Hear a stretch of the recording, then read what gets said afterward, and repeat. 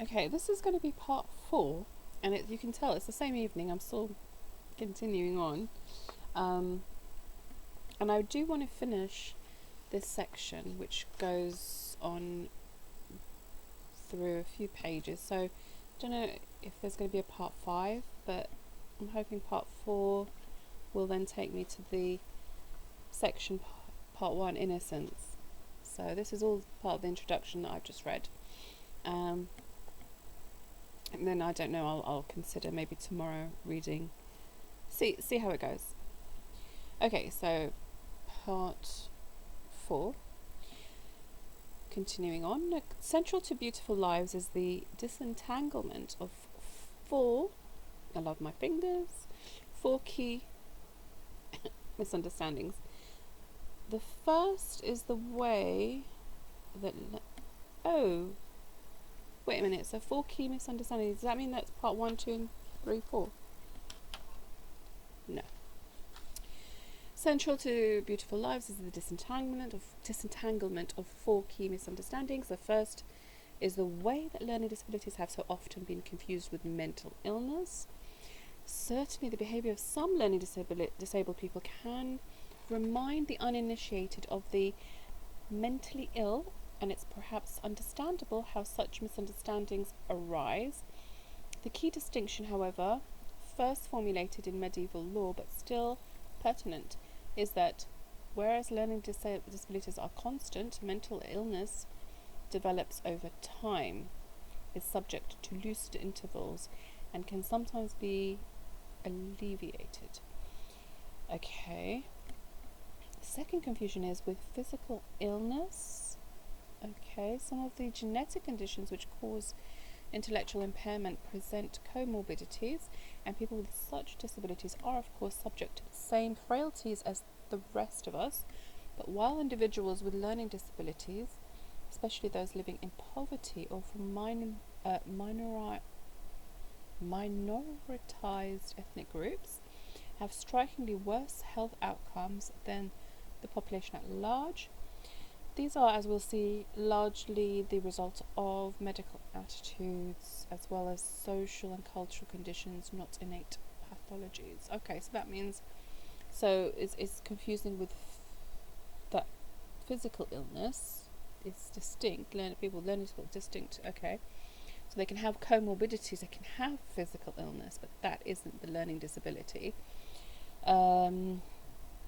But while individuals with learning disabilities have strikingly worse health outcomes, largely the result.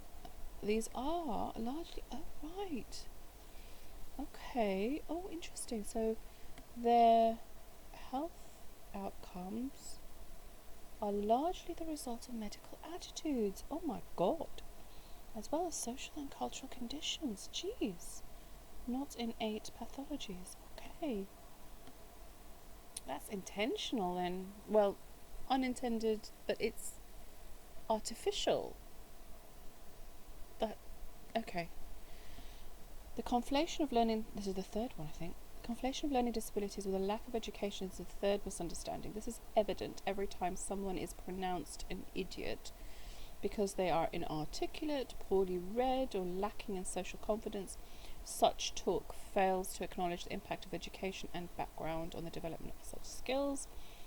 Wow, and even if intelligence could be safely measured, the gap between high and low achievers is, in contrast with people with genuine learning disabilities, frankly minimal, but the confusion is widespread.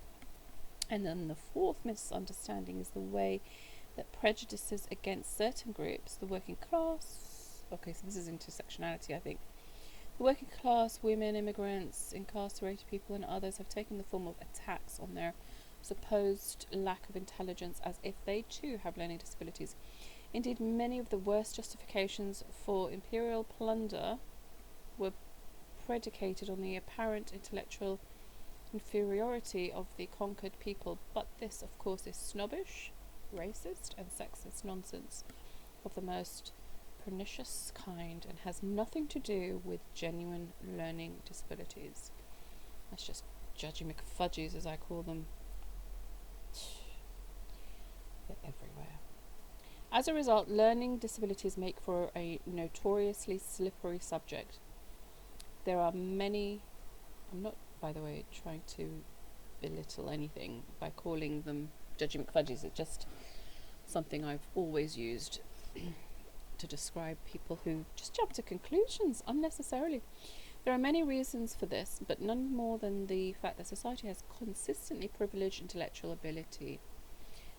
Yeah, very much like how they've privileged communication through the spoken word being the utmost highest form of communication, when actually everyone who communicates, not necessarily through speech, maybe through sign language, they're all equal.